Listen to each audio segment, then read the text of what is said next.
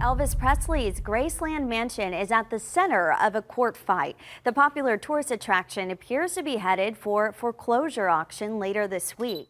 Elvis Presley's Graceland has long been shrouded in mystery and glamour, a place where fans from around the world come to stand in awe of the king of rock and roll's opulent lifestyle and musical legacy. Yet within those famous gates and behind the curtains of the Grand Mansion, secrets have lain dormant for decades. Nancy Rooks-Givhan, who served as the housekeeper at Graceland during some of Elvis Presley's most transformative years, has finally pulled back the veil on the enigmatic figure she once worked for, revealing deeply personal, even startling truths about the man the world thought it knew. Before we start, smash the like and subscribe buttons for more updates. Graceland wasn't just a home, it was a fortress of paradoxes. To outsiders, it radiated grandeur. Gilded chandeliers, velvet furnishings, gleaming pianos, and echoes of music that shaped a generation. But according to Rooks-Givhan's revelations, what happened behind those walls often stood in stark contrast to the glittering image Presley projected to the public. Her accounts paint a picture of a man both extraordinary and burdened, charismatic and conflicted. The role she played in his daily life gave her a rare, unfiltered glimpse into who Elvis really was when the cameras weren't rolling and the fans weren't watching. Rooks-Givhan's responsibilities went far beyond cleaning rooms or preparing meals. As a trusted presence in the Presley household, she bore witness to the artist's routines, struggles, and eccentricities. One of the most unsettling truths she revealed was the extent to which Elvis wrestled with isolation. Despite being surrounded by an entourage of friends, bodyguards, and relatives, the superstar often appeared adrift, trapped within the confines of his fame and the pressures that came with it. Graceland became a cocoon, a sanctuary of sorts, where Elvis could try to escape the ever-watchful eyes of the world. But instead of finding peace, he seemed to spiral further into solitude. This detachment from reality, Rooks-Givhan indicated, was mirrored in his behavior. Elvis maintained strict routines that were often dictated more by emotional impulses than practicality. Days and nights blurred, with late-night meals, spontaneous trips, and erratic sleeping patterns becoming the norm.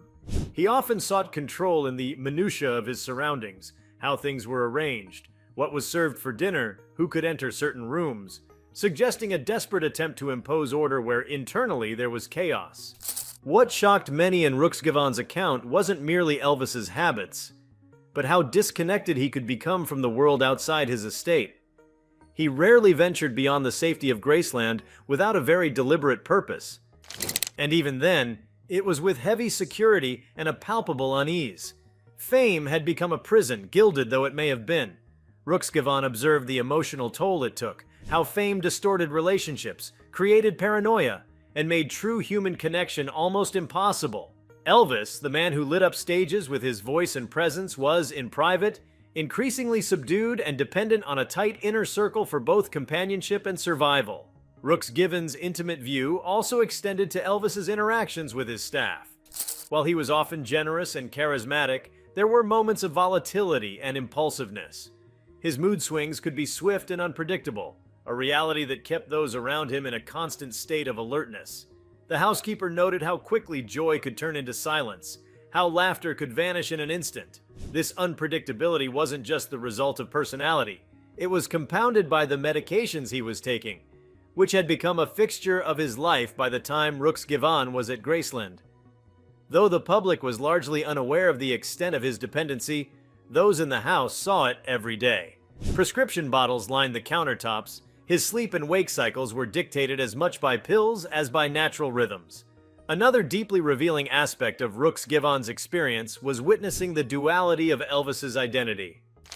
On one hand, he was a cultural titan, a global phenomenon whose every move was documented and devoured by the media.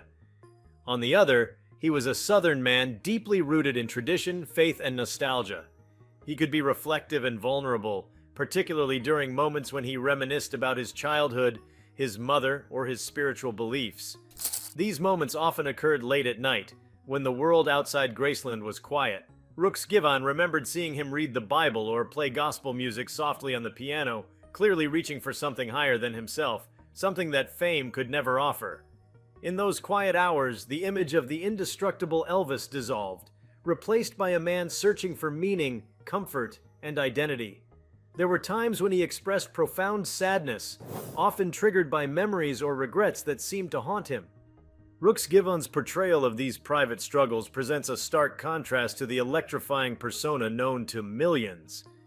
It is here that the most powerful revelations lie, not in scandal or drama, but in the fragile humanity of a man who seemed larger than life. The Housekeeper also illuminated the often ignored pressures Elvis faced from those closest to him. While the Memphis Mafia was publicly perceived as loyal companions, Rooks-Givhan painted a more nuanced picture. There were tensions, unspoken rivalries, and moments when the very people meant to support him were instead enabling his most destructive tendencies. The structure of Graceland was almost hierarchical. Access to Elvis's private space was tightly controlled, and loyalty was often tested. Those who stepped out of line, whether staff or friends, could find themselves abruptly cast out. She highlighted how Elvis's relationships were often transactional, shaped by power dynamics rather than genuine connection. This wasn't always his doing. It was a byproduct of his environment. Fame had warped everything, turning love into obligation, friendship into performance. The Housekeeper's story emphasizes that behind every gate-closed mansion and blacked-out limousine lies a reality that is far more complicated than adoring fans might imagine. Perhaps one of the most sobering truths Rooks-Givhan revealed was the pervasive atmosphere of tension in Graceland during Elvis's final years. The house was filled with people, yet there was a sense of emotional vacancy. His declining health, erratic behavior, and growing dependency on medication created an air of apprehension that never truly lifted. Staff moved carefully, aware of how delicate things had become. Every day brought new unpredictability, and though no one knew when tragedy would strike, the feeling that something was wrong hung heavily in the air. There was also a surprising revelation about Elvis's relationship with money and material possessions. Rooks-Givhan noted his generosity, how he often gave gifts without hesitation, but she also saw how his connection to wealth was complicated. Graceland itself was a symbol of success, but it was also cluttered with items he never used, objects that served more as armor against insecurity than expressions of joy.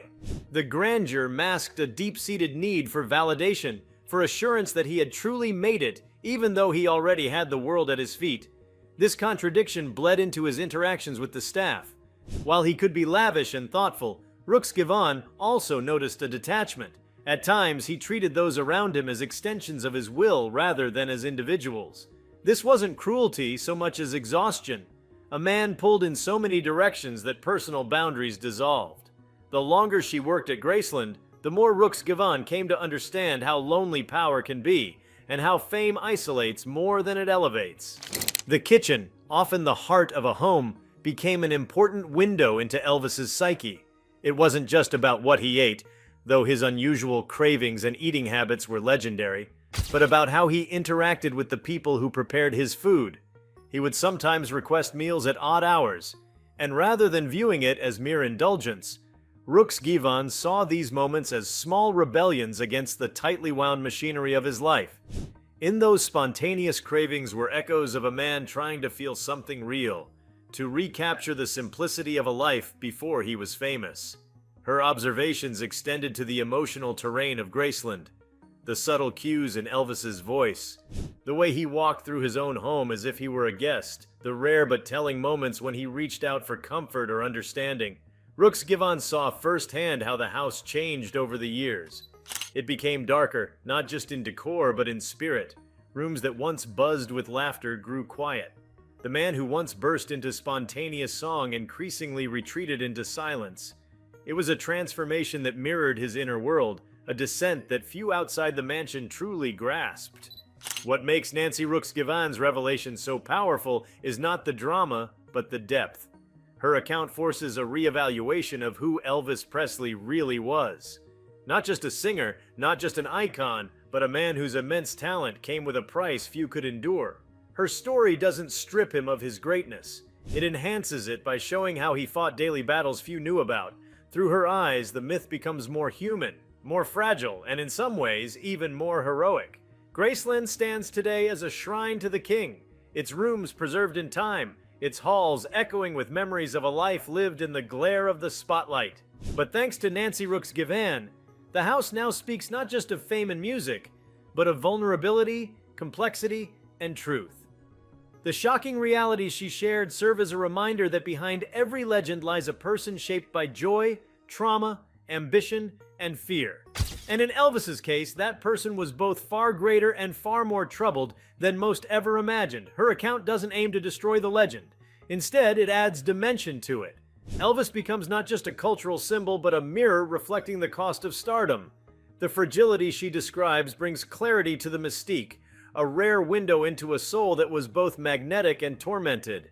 It's easy to see Presley as an invincible force of entertainment, but harder and more valuable to see him as a man who struggled to maintain his sense of self under the weight of relentless adoration. In revealing the truth, Rooks-Givhan offers something rare and irreplaceable: context. Her memories grant the world a deeper understanding of Elvis's last years, how the walls of Graceland weren't just a home, but a battleground for his identity. The secrets she kept for decades now shine a new light on a man whose life, for all its grandeur, was marked by sorrow as much as success. Her revelations are more than just testimony. They are a legacy of insight, and now that the truth has stepped out from behind the velvet drapes of Graceland, it's impossible to unsee the complex reality of Elvis Presley, not just as the king of rock and roll, but as a man who lived a life both extraordinary and painfully real. Nancy Rooks-Givhan's disclosures continue to pull apart the many layers of Graceland, offering insights that go beyond surface-level observations and venture into the intimate architecture of Elvis Presley's world. The second layer of her account, once she had drawn open the curtain on his inner loneliness and unpredictability, centers around how Elvis's environment was shaped and distorted by the people, objects, and unspoken rules that governed life inside the mansion. This was not just a residence, it was a constructed stage, a place where reality was suspended and a different kind of life was maintained, a life of avoidance, of compartmentalization, and ultimately, of internal decline. One of the most quietly devastating aspects Rooks-Givhan shed light on was the culture of silence and enabling within Graceland. While many presumed the estate was buzzing with energy and constant conversation, in truth, it was ruled by a fragile ecosystem where speaking too freely could threaten one's position or access to Elvis.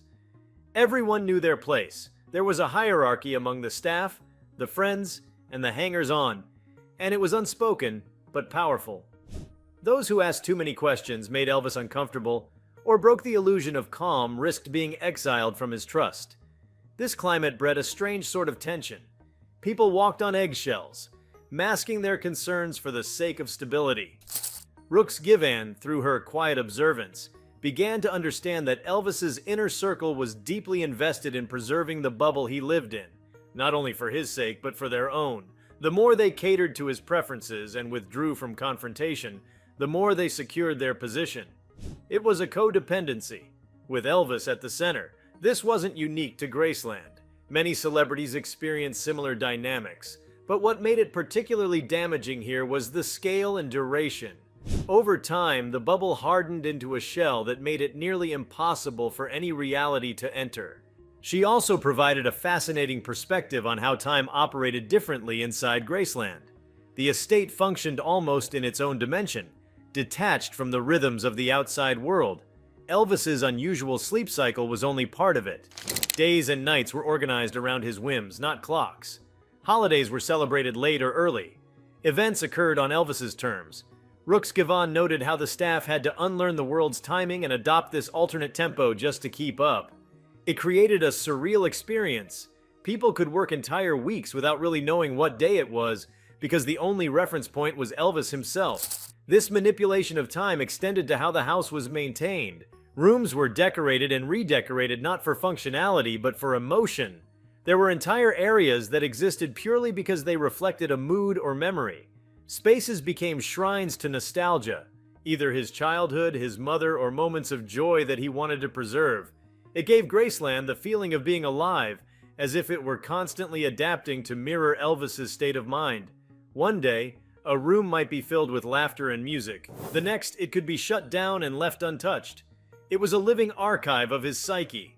The housekeeper also revealed that while Elvis had a famously flamboyant taste, Jumpsuits, jewel-studded decor, golden faucets. He also clung fiercely to simplicity in private matters. He favored old television sets over newer ones, insisted on specific familiar brands of food, and kept items from his youth close at hand. Rooks-Givhan learned that these choices weren't just quirks, they were anchors. In a life that was becoming increasingly disorienting, these details grounded him. He found comfort in repetition and familiarity, even as the world outside constantly demanded reinvention. There were also revelations about the quieter, hidden corners of the house where very few people were allowed. These weren't necessarily rooms of grandeur, but private retreats, spaces where Elvis would go when he needed to disappear. Rooks-Givhan never violated the rules around these areas, but she understood what they represented. They weren't just physical rooms, they were emotional sanctuaries. In them, Elvis was alone with his thoughts, far from even the most trusted members of his household. These places, in a sense, were the last boundaries he controlled. Her observations extended to the peculiar way that music, which had made him a household name, became both a source of comfort and burden. Though Elvis would sometimes sing or play piano in the quiet of the night, he had grown distant from the joy of performance. According to Rooks-Givhan, music was no longer purely an act of expression. It had become tied to obligation, expectation, and memory. At times, he avoided the piano for weeks, even months, not because he didn't love it, but because playing it reminded him of all that had been lost or compromised. She described how music, once a source of liberation, had become a mirror, showing him the face of a younger, freer man he no longer recognized. Rooks-Givhan also spoke of how women were treated in Elvis's environment, and while she avoided sensationalism, her insights revealed a culture that was both indulgent and transactional. Romantic encounters were common, but rarely sustained. Relationships were managed, filtered, and sometimes even orchestrated by others. The emotional detachment Elvis developed over time extended to these relationships. He seemed to long for connection, but was often unable or unwilling to engage on deeper emotional levels. Rooks-Givhan saw a man torn between desire for love and fear of vulnerability. Most of the women who came into his orbit were seen briefly and then gone, as if passing through a revolving door that never truly opened into intimacy. The subject of Priscilla Presley's absence from daily life at Graceland, even after their separation, came up subtly in Rooks-Givhan's narrative. Though the couple had split, her presence lingered, through photos, through Lisa Marie, and through the emotional residue that filled certain rooms. Elvis never truly let go of her, but he also never fully welcomed anyone new into the same space. It created an emotional limbo, where nothing was resolved and everything remained suspended. Graceland, in this context, became less a home and more a mausoleum of what might have been. Rooks-Givhan's insights were also stark when it came to the generational tension that ran through Elvis's household. He surrounded himself with people who both idolized and infantilized him. He was, in many ways, frozen in time. The Elvis she knew was not aging with grace, but resisting time's passage at every turn. His clothes, his routines, his decor, everything was a nod to an era long gone. He didn't just live in nostalgia, he inhabited it. And those around him, consciously or not, encouraged the illusion. A particularly haunting truth came in the form of the rituals Elvis had developed around his own health. Rooks-Givhan described how the man who had once been a beacon of physical vitality had become deeply private and, at times, paranoid about his body. Mirrors were avoided, medical staff were chosen carefully, not just for their qualifications, but for their discretion. She noticed how physical ailments were downplayed, hidden, or rationalized. It was as if acknowledging vulnerability might shatter the myth he had worked so hard to maintain. Yet even in his fragility, Elvis never stopped trying to be Elvis, a performance that consumed him.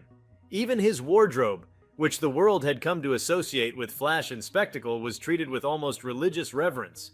Rooks-Givhan recounted how certain outfits were stored separately, handled with care, and sometimes never worn at all. They were symbols, talismans, costumes of an identity he could step into when needed. To him, they weren't just clothes, they were armor. But the more elaborate the armor became, the more apparent it was that the man inside was shrinking. In contrast to his elaborate wardrobe, his personal spaces were often surprisingly bare. The bedroom was not extravagant. It was dark, simple, and quiet. There were no lavish decorations, no gold-encrusted mirrors, just silence. It stood in sharp contrast to the front rooms of Graceland, which screamed opulence. His sanctuary was stripped of noise, almost monk-like, and it betrayed a longing for peace that he could never quite find. Rooks-Givhan understood then that Elvis was performing a dual role, one for the public and one for himself. And the distance between those two personas was growing unbearable. Graceland was also deeply affected by superstition. Elvis, raised in the South with its mixture of religious devotion and folk beliefs, clung to certain rituals. Rooks-Givhan recalled how he avoided certain numbers, reacted strangely to specific dates, and often changed plans abruptly based on a feeling or dream. These weren't theatrical quirks, they were serious to him. He believed in omens, in the unseen, and in the idea that fate was always close, always watching. This spiritual undercurrent ran through his life quietly but firmly, influencing decisions and shaping his daily behavior in ways few recognized. Equally powerful were the revelations about Lisa Marie Presley. Rooks-Givhan watched the dynamic between father and daughter unfold in tender, complex ways. Elvis adored her, that much was clear, but he also seemed unsure of how to be her father in the traditional sense. He showered her with gifts, attention, and affection, but struggled to provide structure. Lisa Marie, in turn, became a sort of emotional anchor for him. Her presence could lift him from the deepest gloom, even if only for moments. She was perhaps the last real connection he had to the world outside his own head. Rooks-Givhan's accounts also draw attention to the contradictions of celebrity, how the world's most adored man could live in a constant state of emotional starvation. Visitors came and went, famous ones, powerful ones, but none truly reached him. Conversations were shallow, rehearsed, compliments were expected, authenticity was rare.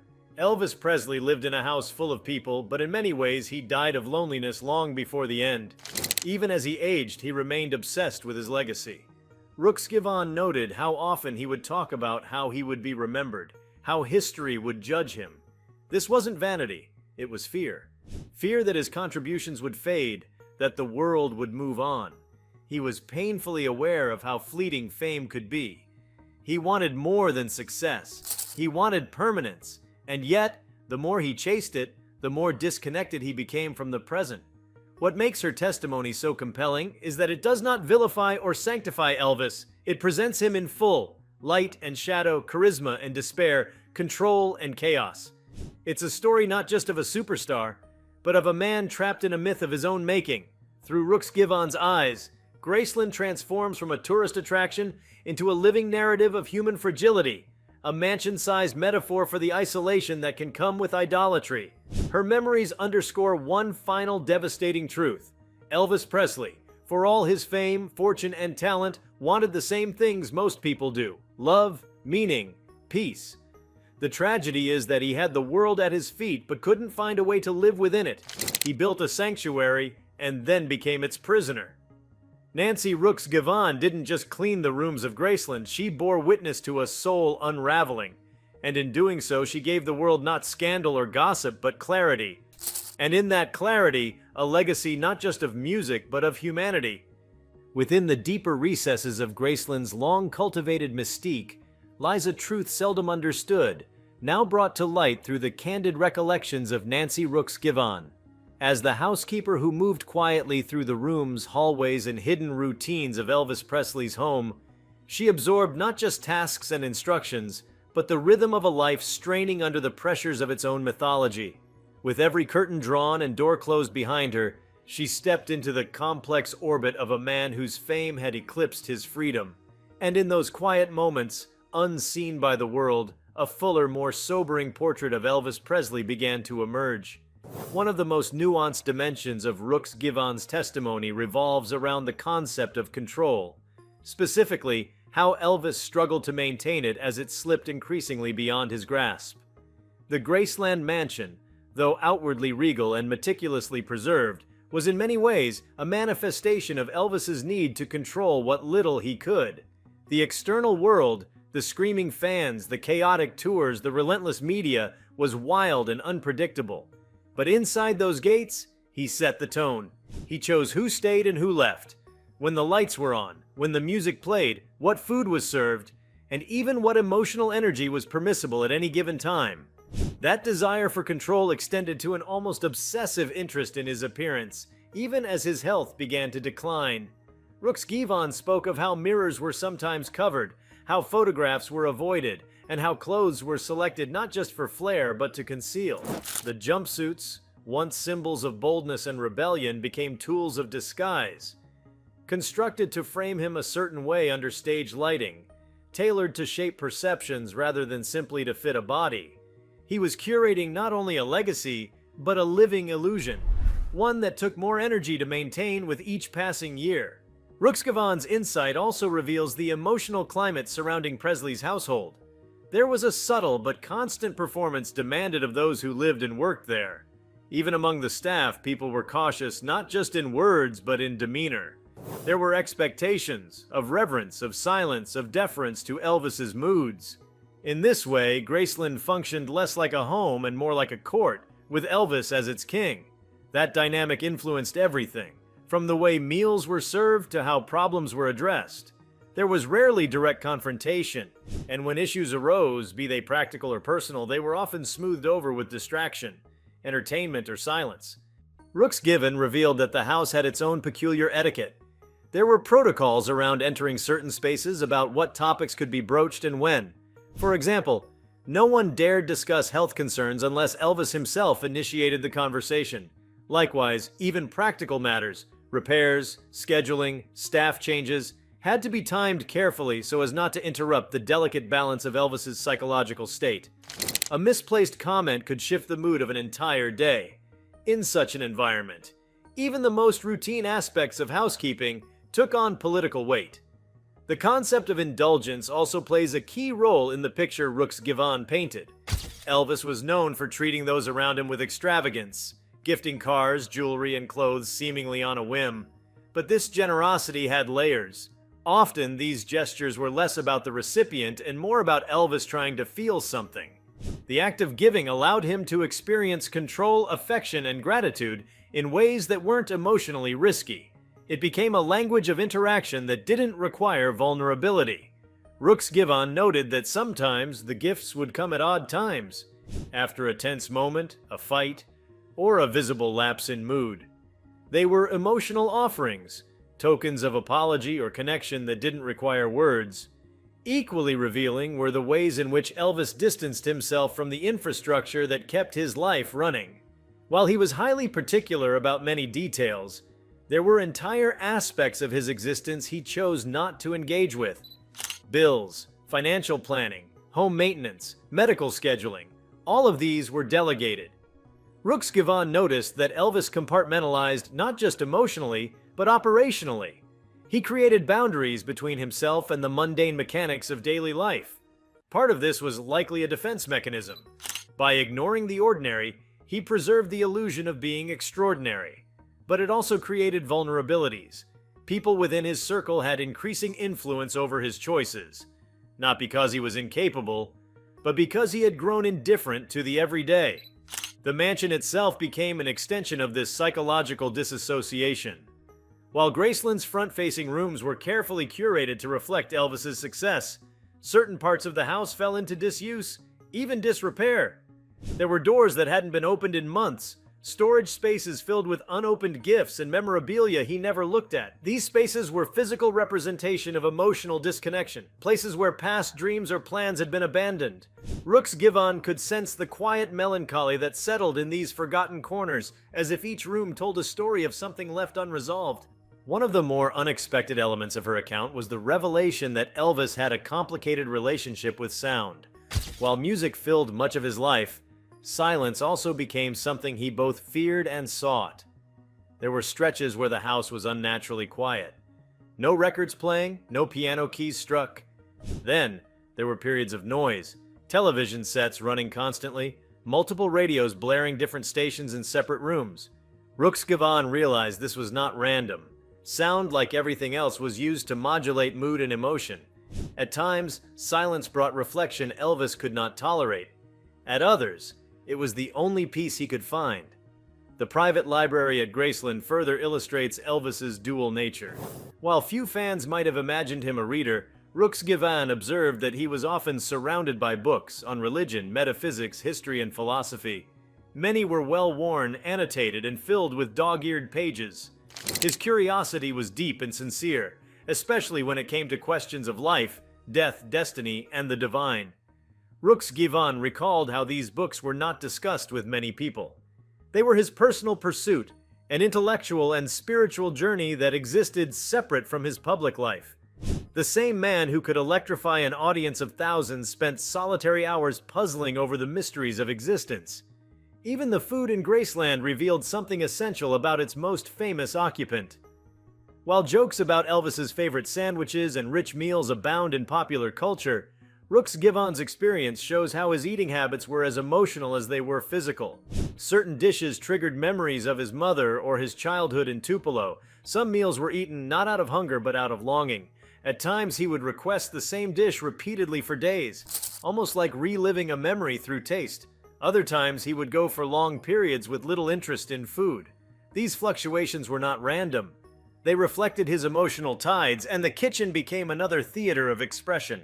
If you liked this video, please give it a like and subscribe to our channel. Also, leave your comments below and tell us, what are your thoughts on Elvis's housekeeper's truths? What shocking detail do you expect? We want to hear from you. Thank you for watching, and see you next time.